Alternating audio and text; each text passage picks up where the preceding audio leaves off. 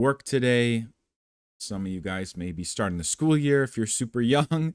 But anyways, welcome back to a new week. We're going strong on our third week of doing nonstop every single weekday. We are streaming live, talking about Wise Lending, talking about DeFi, and talking about the markets.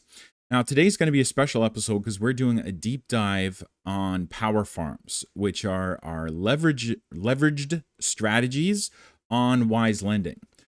So power farms is what sets us apart as a lending platform from other lending platforms such as Aave or Spark or whatever lending platform you might be using. Those other lending platforms don't have integrated strategies to create a demand for borrowers, but we do with our power farms. And you can see our power farms page right here. So first of all, what is the purpose of power farms? The purpose is to create a demand for borrowers. You can see, we've got money deposited into our lend and borrow pools. We've got, Ethereum pool with 87 Ethereum in it, USDC pool with 51,000 USDC, etc.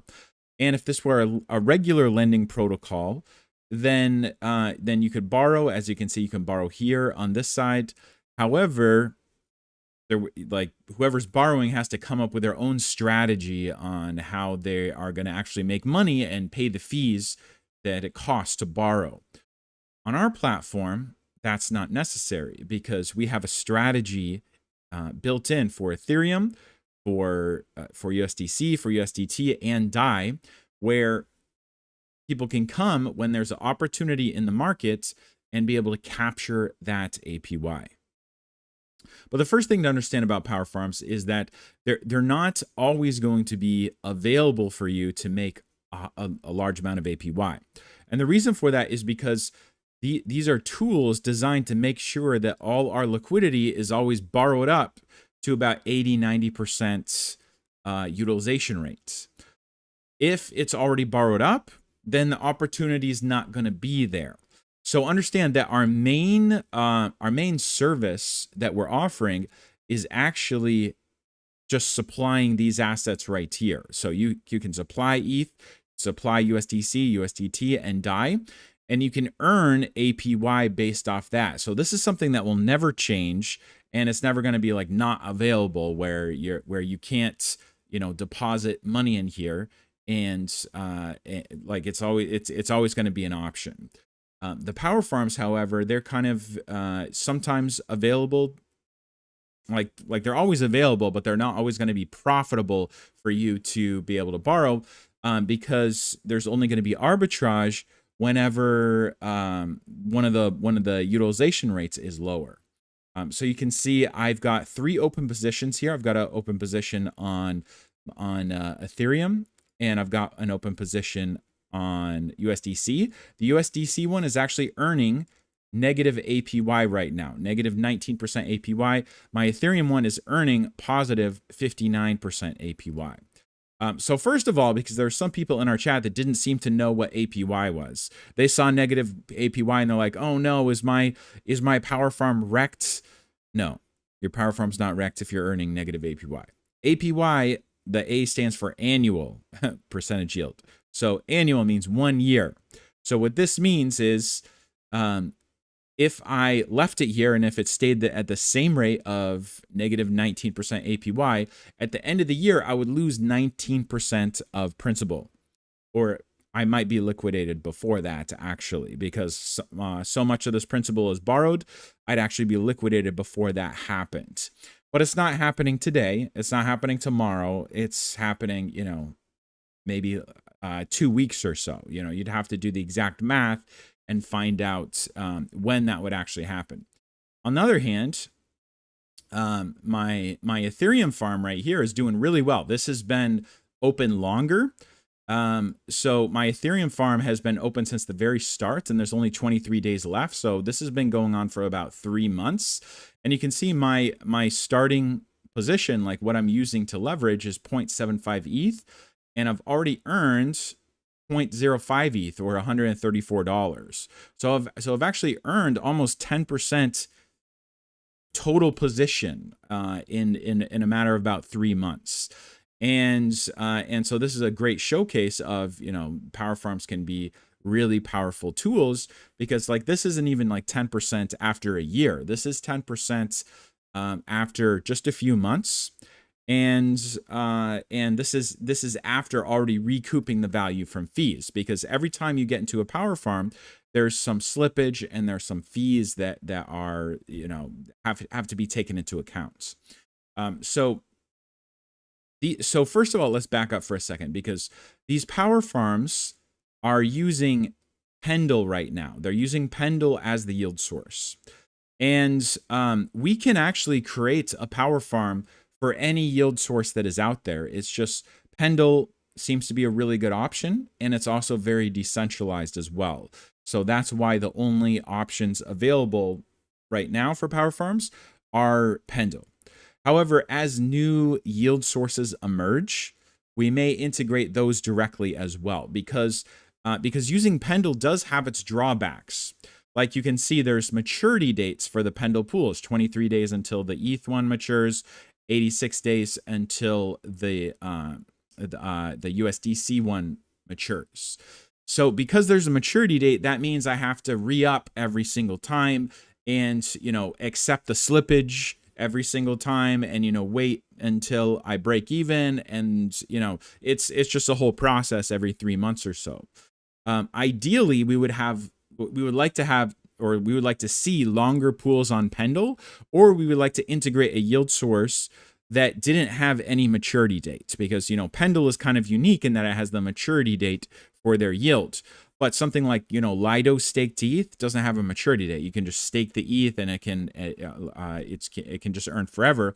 And also, Pendle has a higher slippage with their assets than some other yield sources.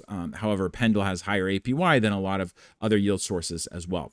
But what I believe will happen, if we think 6 months down the road, 1 year, 2 years down the road, there'll be more yield sources that emerge, and we will integrate those into the protocol. And some of those will even be a better experience than Pendle power farms, because they won't have these maturity dates, and there'll be a lot less slippage. Now, we can still navigate around those drawbacks, and you can see, I've got 3 open positions, so I'm obviously, putting my money at risk, and I feel very comfortable doing so. And I'm going to explain to you how this all works. So when you get into a pool initially, you're going to lose a percentage of your principal just right off the bats. And that is because you are using leverage, and you're accepting a certain amount of slippage. And now, if you just put the money on Pendle that's unleveraged, you're talking about less than 1% APY. But if you're talking about positions that are leveraged 15x, well, that slippage gets multiplied by 15x. And so because of that, we're talking about usually like more than 5% in slippage and fees on the Pendle side. Now, we're not charging any fees on our front end. We're just providing the tool that allows people to leverage. But this Athena pool here, and that's connected to USDC, USDT, and DAI, we're not charging any additional fees on top of what it already costs just to get into Pendle, as far as slippage and then whatever the Pendle fees are. We're just helping you, anybody that wants to leverage. But because of the nature of that, there's going to be about 5% slippage up front. So you're going to lose 5% principal just immediately. So it varies some. It can be a little bit more, a little bit less, but you can see this position. You can see that the estimated value is 1,780 USD, and you can see I put in 1,800 USD. So we're talking about 120 USD just immediately, poof, gone right off the bat. But I'm not worried about that, because I know this is going to be able to generate yield. It's not right now. It's minus 19% APY. And that is because somebody withdrew some USDC from the protocol. So I think there was like 64K yesterday. And so you see our TVL has gone down to 299K. And so there's two things that can happen. Like, I could close this position, and then let's see how much I'm borrowing. I'm borrowing 27,000 USDC, right? So then that would go back into the pool. Instead of only 4,844 USDC available, there would be like 27,000 or over 30,000 if you add in the extra 4,800. And then the APY would go down, and then everything would be okay. But I already lost 120 USDC just from getting into the position. So I don't want to exit the position when I'm down. Like, I want to ride this out to maturity. So the other thing that you can do is you could put money in the supply side. And so that's what we're going to do. So let's actually start off with 3,000 and see if 3,000 is going to do it. Now you can see that it says the supply APY is going to go down to 6.11%, which is fine by me. So we're going to go ahead and do that. Done. Now it's down to 6.11%. Our borrow APY is 7.2%. And now I know we're good. So if we go back to the power farms, now you can see that my APY has gone back up to 42%, which is great. Now, if you're getting into a power farm, you're going to want to not get into a power farm unless you at least see 35% APY, because, you got to recoup fees about, at least 5% in those, slippage and fees. And at 35% APY, that's going to take you about 2 months. If it was higher APY, it could take you less. If it was lower APY, it's going to take you longer. But you can see with 86 days left, I want to make sure that I recoup my fees like at least in the first 60 days, because that's going to leave me 1 month left to earn all the high APY that I can. So I'm happy with this, because I know that that the norm, like what to expect, is that people put money on the protocol, and when they put money on the protocol, my APY for the power farm is going to shoot up significantly until somebody borrows it up with another power farm. So I know on average, I'm probably going to see closer to 50 or 60% APY. So I'm perfectly okay with this. You can see that on my USDT, my Tether position here, I'm actually earning 97% APY right now. So, I'm going to recoup those fees in less than a month at that rate. But I don't want to end these positions, because I've already paid that slippage up front. And if I close my position now, then I'm not going to be able to recoup that. The other thing to understand is that your position, this number right here, is an estimation, and it's not perfect. So if you see it changing, like, it's not going to change a lot, but you might see it changing slightly, like 1 or 2%. If you're watching it super closely and refreshing, you might see it changing and be like, oh no, why did my value go down? It probably didn't go down. It's probably just there's no way we can possibly get a perfect estimation. And also, because we're dealing with Pendle assets, that Pendle LP is going to shift around a little bit, and it may shift against you. But also know that as this pool gets towards the maturity, it's going to go back in your favor. So you don't, there's no reason to be concerned. Like, I'm not concerned. Like, do you see this is now 1776? Just a few minutes ago, it said 1780, right? So did I lose $4 in a matter of 3 minutes? No, I didn't. It's just the estimation is slightly off. And I do know that this is correct. I am earning 42% APY currently. And that's all I really need to know. Like, you can check it periodically, and as long as you make sure that your APY is positive over time, then as this gets closer to maturity, I'm going to start to see a return, just like I did here, where I'm sitting on $134 in Ethereum for my position. That was only it was only 3/4 of 1 Ethereum that I had in this position, and in less than 3 months I've already earned almost 10% on my position, despite already recouping back my fees as well. So that's how to navigate these power farms. Now, if I didn't already have a position here, I would open up another tiny position just to eat up some of that APY, because you know there's an opportunity here. With DAI, it's already at 46% APY. There's a opportunity to open up a position here, but not a really big one. So let's actually see how much of an opportunity is here. I'm going to start with 50 DAI, and you can see with 50 DAI, like it's only going, like I'm only going to be getting 8% APY. So this is actually not enough. Like I need to recoup the fees. And so, you know, let's go down to 40 and see, okay, that's 20% APY. We're almost there. Let's try 30. And this is closer to where it needs to be. So 30% APY. I know I'm going to recoup the fees in 2 months if everything stays the same. The source APY is 9.4%. What I'd be paying to borrow is 7.9%. This is acceptable. So let's actually do that now. So we need 30 DAI. Let me go over to Uniswap and actually get 30 DAI. So I'm going to swap some USDC into DAI. And we're going to go from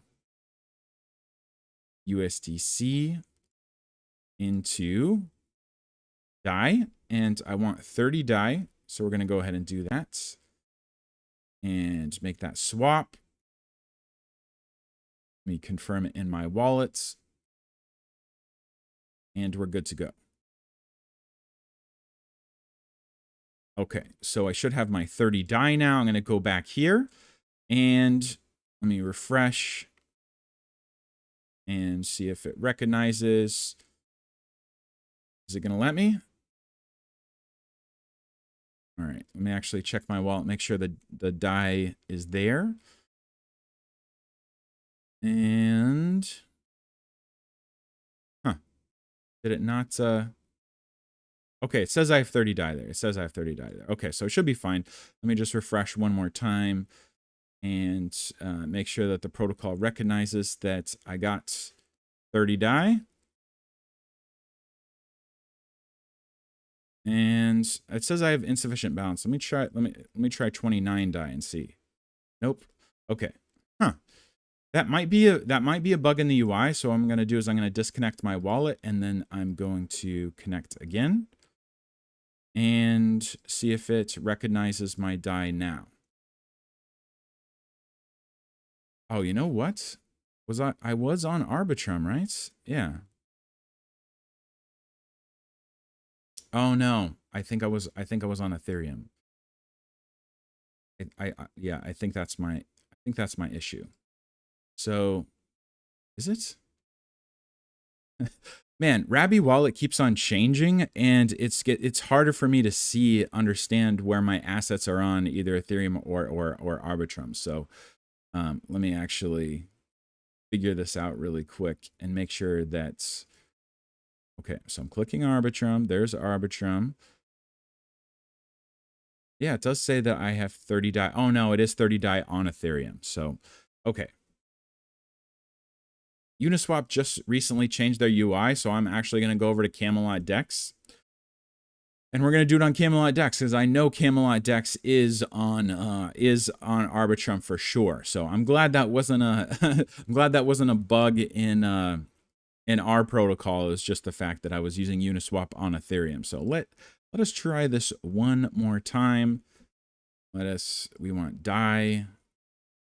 Make sure we got DAI. We want 30 to 31. And it's processing.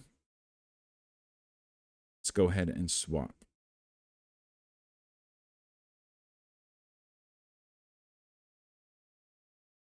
All right. And then after I open this Power Farm position, we're going to go to questions. So if you guys have a question, go ahead and ask it now. This is your time to learn more about Power Farms. There we go. It shows right up. If only I was using the right blockchain. Okay, so I'm going to use 31. I'm going to leverage it 15x. I always want to use 15x because that allows me to use less capital, tie up less capital. So we're going to go ahead and do that. estimated net APY 32%. That looks good. I'm paying 8%. Borrow, I'm getting 9.6% on the source APY. This all looks good. And then we're going to go ahead and confirm the position. We had to approve first, and then we can confirm. Sometimes you have to do that. But if it's just like Ethereum, you don't even have to approve first because of the way those tokens work. All right, so there we go. Now we have a position. And so we can view our position. It actually is estimating it at $31. So it looks like we didn't really pay that much in fees at all. So that's good. And if we go over back to our protocol, we can see that our borrow AP or our lending APY is back up to where it should be, 6.8%. I would do the same thing for Tether, because Tether's at 3.5%. I would do the same thing, except I already have an open position, so I'd have to do that from another wallet. So I may, after the stream, go ahead and do another wallet and then open up a tiny position on Tether just to get the borrow APY back up where it should be. But it looks like now we're sitting at where we should be on USDC, 6.11 plus the 3%. So we're looking at over 9% APY. And then same thing with the DAI right there. So that's how that works. Now, once we get a little bigger, you might not have the funds to be like, oh, my power farm was negative. I'm gonna dump I'm gonna dump money onto the supply side of the protocol until it's not negative anymore. Once there's tens of millions of dollars on our protocol, then that's going to be harder to do. So people will have to end their power farm. So understand that there is risks here, because you are paying some in fees, and you might be forced or want to close your position if it goes negative APY. And then some of the ways to determine whether it's going to be negative APY or not is just to observe Pendle, because this is where all our yields are coming from. And so you can see this Pendle pool is at 9.5% source APY. It was at 11 the other day, so that's part of the problem as well. But if you observe these over time, this is really hasn't gone below 7%. Like the other one that just ended never went below 7%. So that's something where you could kind of gauge how risky it is, and whether you might be able to hold your power farm the full duration, because that would definitely be the goal. If you enter in a power farm in the beginning and there's 100+ days left to go, in this case 86 days left to go, and you let it go the full duration, like most likely you're going to be in profits towards the end of that. Just like you can see, I'm in good amount of profits, $136 worth of profits on my ETH position here that I've just set and forget for the past 2.5, 3 months. So that's the idea. And then, like I said, Pendle isn't perfect. I would love it if we didn't have a duration on all these power farms. I would love if these power farms would just keep on going to infinity. But unfortunately, Pendle, just because of the nature of how Pendle works, they have to have a maturity date, because they are splitting the yield. And you can't really split yield for infinity. You can only do it like from one date to another date, or there's really no way to quantify what the yield is going to be unless they do that. So it's just one of the drawbacks of Pendle. However, we're still using Pendle for now because it's the best option that we really have. They are very competitive APY, and they're also super decentralized, which is even more important to us than yield, because you might find a little bit better yield somewhere else, maybe, but it's probably not as decentralized as what you're going to find on Pendle too. So for us, safety is even more important than earning the highest yield, because if you're earning a couple more percent APY, but then the protocol gets drained, or something happens and money's lost, then that's obviously not going to be worth it either. So so we're looking good, and you can see I'm at like 34% APY, 100% APY, 46% APY, 59% APY. So there's an opportunity for somebody else to take advantage of the USDT one. Not for a lot. I mean, your position is only going to be like it was for me, like maybe $50 or less. But you know, you might earn $5 on that one, and you know, better than nothing. So if nobody else does it, then I'm going to do it after the stream from another wallet, just to keep everything optimized, because that's the way it should be. We also see that there's actually a new EtherFi pool, which is great, that just got launched. So this is a 114-day pool that we can now launch, and that will bring up our ETH APY to, you know, 5 or 6%. Because right now we're suffering. We've got 40 ETH that's not borrowed because we only have a few days left, only 23 days left on our Ethereum power farm. So it wouldn't be profitable for anybody to, you know, put money in here right now. That's why people aren't doing it. Even at 59% APY, it's still not going to recoup the fees in 23 days. However, as soon as we launch the new one, then it'll be good to borrow. But the thing is, once we launch the new one and then everybody starts borrowing it up, if we look at the APY of the old one, is still at 4%. So if people are paying 5-6% for the new one, then that would cause people to want to get out of the old one too, because they're not earning higher APY. Like that might go into negative APY before these 23 days are up. So these are all the points you have to consider.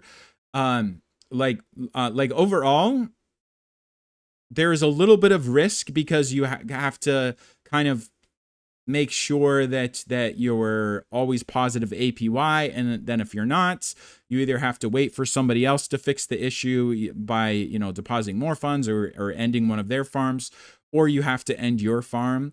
But in general, these power farms are extremely safe. Like the worst that's going to happen is, you know, I lose that 5% up front because the APY goes sour, and then I decide, well, it's probably not going to go back up, so I'm going to go ahead and end that position. But in most cases, you know, we're on our second or third round of power farms with Pendle right now. In most cases, you know, historically they've been positive APY over the duration, and really the whole protocol is designed to keep them positive APY. So as long as people understand how this is working, and you know, as we get more and more money onto the protocol, then you know, like power farms are gonna keep working, and they're gonna be working just fine. So I've had positions on multiple different wallets this entire time. The only times where I didn't actually make a profit is when I entered in too close to the maturity date, where I didn't have enough time to recoup those fees. But it doesn't take long to recoup those fees. It's about 60 days at 35% APY. If you're seeing higher percent APY, then it's going to be much less there. By the way, guys, I was, you know how I was showing you on my other account where I had deposited 1,000 USDC, and there was like, you know, I showed you how much money was being earned every single day. Well, these positions, like I put $1,200 into here, like 2 months ago. Same thing with this. I put 2,000 DAI in here, and you can see I've already made $19 here. I've already made $15 here. So this is a great way to save some money, to you know, have a savings account. And I would encourage anybody, if you have savings, which you really should, if you want to, you know, not be super risky living by paycheck to paycheck, you definitely want to have at least 6 months of your expenses in savings. And there's no better way to keep those savings than depositing it here on Wise Lending. It's extremely safe. You don't have to put it in the power farm side. In fact, I would advise you don't do that with your savings. Put it in the supply side here. You're going to earn great APY, and you're going to see the numbers go up every single month, every single day, actually. So let's go ahead and check the chat.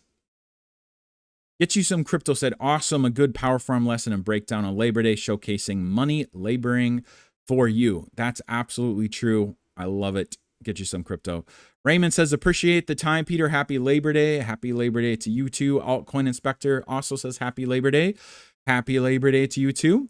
We got Ada Adinka says, yo, do we forget about VIP contributor? No, of course we didn't forget about VIP contributors, and I'm assuming you're talking about the VIP contributors to the legal opinion letter. So first of all, the reward we got for that was the legal opinion letter. Like this, we raised $150,000 from our community in Wise tokens to get a legal opinion letter for Wise, and we have that now. So that is bought and paid for.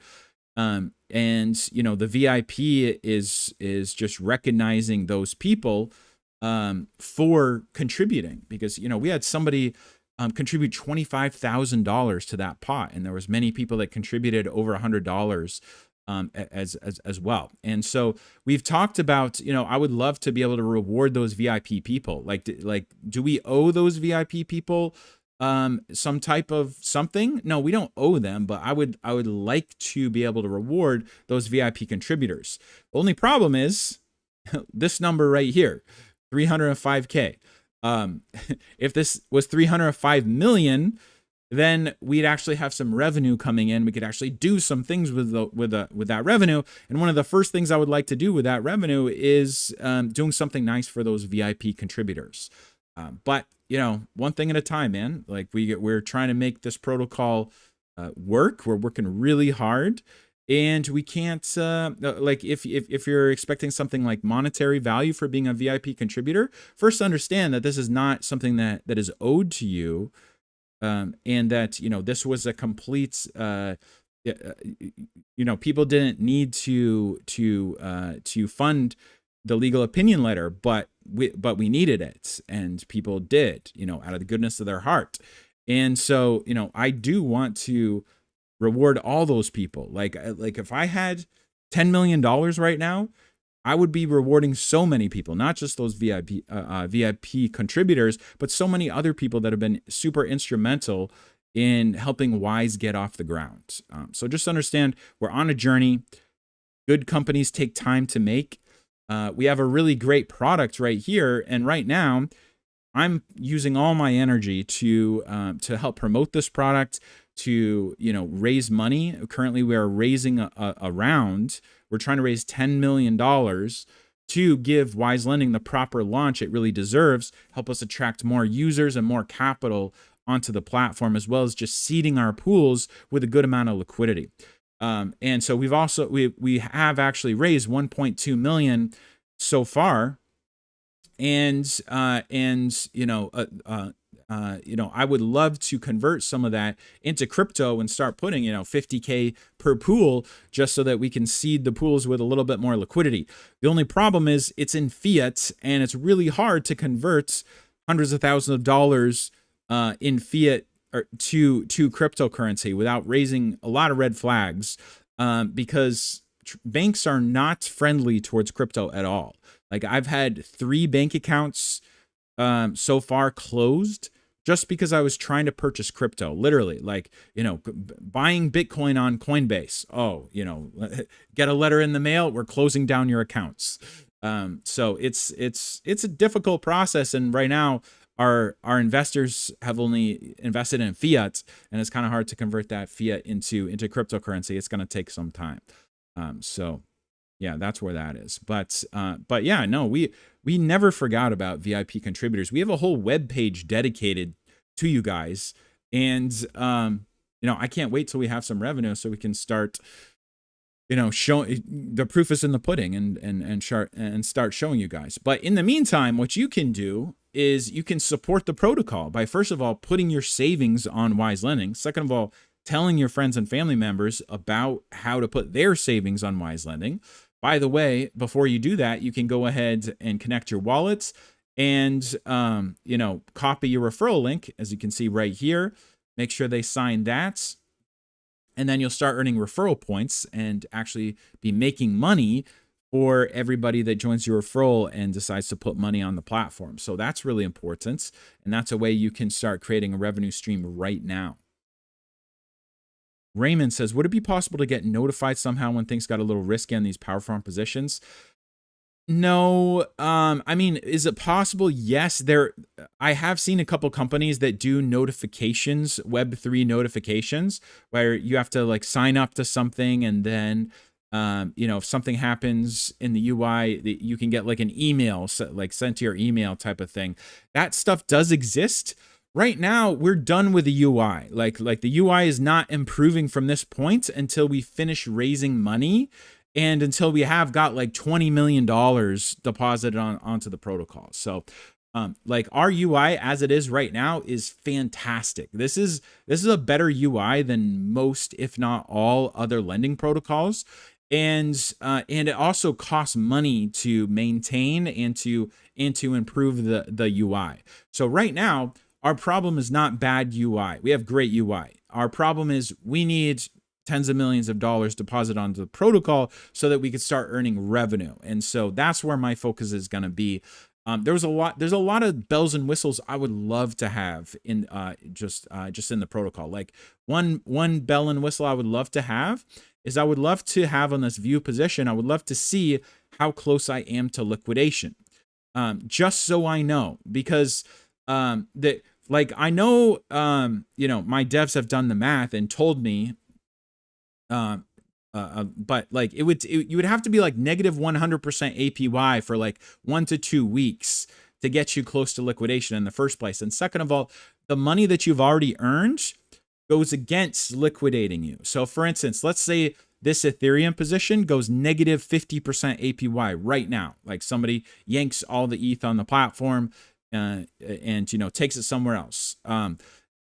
Negative 50% APY on this ETH possession. Well, this 136 ETH is adding to my principal. So that negative 50% APY, that would have to eat into my 136 ETH before it started even affecting my original principal, which is this 0.75 ETH. And then it would have to eat all the way into that 0.75 ETH until I lost like 20% of that, and then it would liquidate me. So that's the other thing I forgot to mention about these things. The money that you earn, that you've already earned on your position, like that's a buffer for liquidation as well. So you might start out 15x leverage, but now this position isn't 15x leverage because I have 0.8 ETH in this position instead of 0.75 ETH. So I'm much less leverage. I'm maybe, you know, 10x leverage instead of 12x leverage. And also this like this is all like kind assets. So the only way I could get liquidated is if one, APY goes negative for a really long time, or two, if EtherFi ETH depegs from regular ETH, which would be like that would be crazy. You know, I did a whole other video on how that's unlikely. And just about impossible because they have redemptions available. So if you can already redeem EtherFi ETH 1-to-1, you know, for the underlying ETH asset, there's no reason it should depeg, especially when there's plenty of liquidity. So that's like, that would be ridiculous if it happened. Like that would be some end of the world stuff. So yeah, so hopefully this makes it a lot clearer. All right. Do the fees on the power farm go to the DAO or to buy and burn Wise? So we are not currently charging any fees on these Athena pools. We did have a fee on the ETH pool, and we may have fees in the future. But those fees, they are used to buy Pendle to boost the APY. So if we go to Pendle, you can see that the pool we're using, it's 9.5% APY to 21%, 21.5% APY. So how do you get the 21% APY? You got to stake Pendle. So any fees we charge, we're currently not charging fees. Any fees we do charge, buy Pendle to help boost us up. The only problem is this whole system stinks on Pendle because in order to get the 21% boost, you would have to own the same percentage of the market cap that we do of the power farm. So there's 3,900,000 in this pool right now, right? So in order to get so let's say you earned 3 million of this pool. Well, in order to get the full 21% boost, you'd have to own like 75% of all staked Pendle.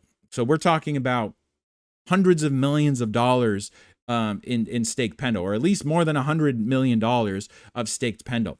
So this is another way where Pendle does not mesh with us properly, because you know, if we're creating the service for Pendle where everybody on our platform, like, we're literally built on top of Pendle, so that, you know, Pendle should be our best friends, and it would be great if they could offer us the best APY they have, but they have got the system where you got to have staked Pendle. Well, our power farms are going to be a big chunk of any pool that we participate in, because we're only using 2 Pendle pools. We're using one for Ethereum and then one for USDC. So we're going to be a chunk of that pool. Right now, you know, it's just like a couple $100K, but as we grow, we're going to be like most of the pool. So that would mean we would have to have most of the market cap of staked Pendle in order to be able to capture that max boost. So that's really unfortunate, because, you know, we don't have hundreds of millions of dollars in Pendle. And it would be nice if we could get the boost without having to have that. Like, that's a ridiculous thing. We're never going to have hundreds of millions of dollars in Pendle.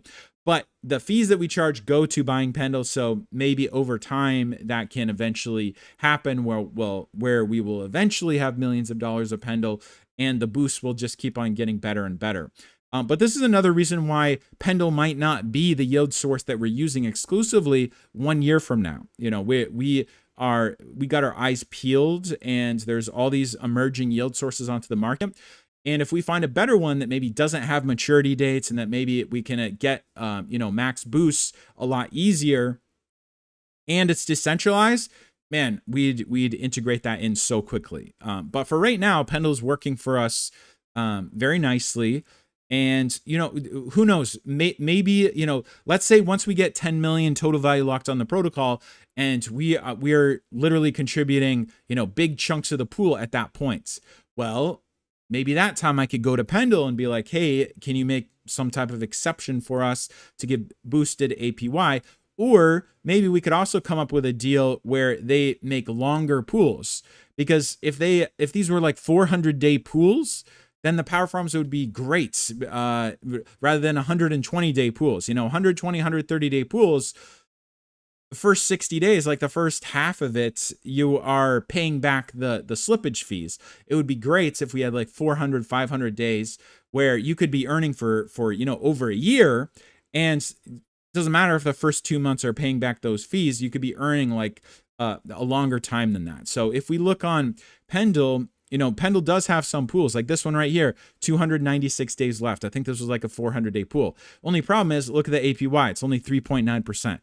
3.9%. Nobody's going to get out of bed for 3.9%. It's better just to use our EtherFi pools, which are going to be much, you know, double that APY. So that's kind of that's the way it works. So just understand that the model of what we're doing with these power farms, and how whatever power farms we plug in and integrate are going to affect our entire protocol. This is kind of a novel concept. There's nobody else that's really doing this. And, you know, we can eventually improve our yield sources, or Pendle might just become better. There is a Pendle version 3 coming in January. Maybe that solves a lot of these problems. We don't know. You know, we're just going to have to wait and see it till how it comes out. And then, you know, eventually there's going to be better and better things to integrate into our protocol. But the idea of having higher APY for our lenders that is fueled by these integrations that we've integrated into our protocol, this is the point. And the fact that all these things are super decentralized is also a super important point, because there's ways to get higher APY by taking higher risks, where here as a lender, you're not taking any higher risks than you are just putting your money on Aave or Spark Protocol, you know, MakerDAO, any other of these lending platforms. Like I would actually say there's some aspects that are safer about our protocol, because we're fully decentralized, you know, non-upgradable contracts compared to pretty much all of our competitors. I don't know of one that is decentralized like that. They're all proxy upgradable contracts, which means that the team could rug you if they really wanted to. So that's not really the level of decentralization that we like. We like full decentralization. Artsphere, hey, it's Renee. It says, hey, Peter, nice stream on Rabby. You can see the chain connected if you open Rabby and look at the bottom right of the wallet. You can switch chains too. Okay, great. I'm still kind of a new Rabby user. I switched over from MetaMask. Okay, I do see that. Okay. Yeah, so it's just, there's always growing pains and learning pains when you use a new system, and I'm still trying to get my feet for Rabby. Why does the slider mean below optimum, above optimum? Okay, so what does the slider mean? Okay, great. I've opened power farms on all of these positions, so I can't show you the slider, but there was a slider that said below optimum and above optimum. That's a feature it's not super useful. That's just telling you the highest APY that you can achieve. But the highest APY might not be the best either, because you might be using a smaller amount. So really, I would just ignore the optimal APY. That's just supposed to be a guide to help you find higher APY, but really just test it out yourself. And for me, I always use 15x, so you just always use 15x and then mess around with the amount of capital that you're using until you can see in the equation that, hey, I'm earning more than 35% APY. But no less, and then that's pretty much the optimal range. Good show, Peter, says Buffon Booth. Hey, thanks for coming out, man. How does Michael Saylor buy so much Bitcoin, I wonder? He's got a whole company dedicated to that. Aid says, thanks, Pete. Yep, you're very welcome. I always support Wise since day one. Hey, well, thank you very much for doing that. This protocol, if nothing else, has a super strong community. Like, even though there's few of us left that are still actively engaging, a lot of people have moved on. A lot of people like just have a Wise stake and like that's it. But this protocol was really founded on extremely good values. And there's this guy that used to comment on all of my Twitter posts that Wise is pure. And I think that's the heart of it right there. Like Wise is the purest protocol in DeFi. It might not make you the most money right now. I'm not saying if you invest in Wise right now, it's going to be the best investment of your life. That's not what I'm saying. But what I am saying is Wise is super pure, and what that means is it's super fair. We had an extremely fair launch for our token. We also have extremely fair protocol. We're not even charging fees on our power farms, and it's an extremely straightforward, easy to understand, and no strings attached protocol with even a referral program built in. So it's extremely fair. It's extremely decentralized, much more decentralized than every single one of our competitors. And it was made, without raising VC funds. So it's pure in so many different ways. And, if we can gain some traction, if we start seeing millions of dollars total value locked, which, that's the reason why I'm streaming right now. That's the reason why I'm talking to you guys and trying to activate you guys to engage and, get people involved. And that's also the reason why I'm raising money right now, because I am going to be purchasing big marketing campaigns, and we're going to have, high tier dedicated marketing to help raise awareness for our protocol. So, once we do gain that traction, it's going to like, the money's going to go so much farther than it will on other protocols. Because, like, for instance, Aave's token is not backed by ETH like our token is backed by ETH. Aave has already sold a lot of their equity to VCs. Aave has got, founders and team that are expecting and deserve a slice of the protocol, and they're the ones that are going to be earning the revenue. The revenue isn't going to be flowing back to the community like it is with us. So Wise is pure. Same thing with MakerDAO. MakerDAO even has millions, hundreds of millions of dollars in revenue, legitimate revenue. It's huge protocol. This is one of our biggest competitors, MakerDAO with their Spark protocol, and then Aave. These guys have hundreds of millions of dollars in revenue, but the difference is they're not as pure as Wise. And so, if those billions of dollars that are on those protocols just magically jumped on our protocol right now, we'd be able to create more revenue because our protocol is more efficient, and all of that revenue is going right back to the users, whether it's going back into Wise Token or whether it's going to the referral program. And so that's what I want you guys to understand. Wise is pure. And so, you know, it might be hard to gain that traction. You know, we're in a super competitive market, but I think we will get there. And, you know, that's what I'm spending my time and raising my money to do. We are trying to gain a foothold in this lending market. And if we can show people that what we've created is special, it is pure, and it's more efficient and it's going to be more effective than all the other competitors combined, then you know, maybe we can start to gain a foothold and start seeing the money flow into the protocol. Because right now, like, look, we have 1.9% APY plus 2%. So it's like 3.19% APY on Ethereum. Is that best in class? Right now, no. And you know why? Because, you know, I just explained to you how all the power farms work and how we don't have the new one going yet. But if you guys, if you guys understand the purity of Wise and what we're trying to do, you know, we'll eventually get there. We'll eventually have better yield sources, and, you know, we'll tighten up the lag time as far as launching our new farms. You know, we're eventually going to get there. And while it might not be, you know, best in class every single second of the day, you might find a little bit better APY somewhere else.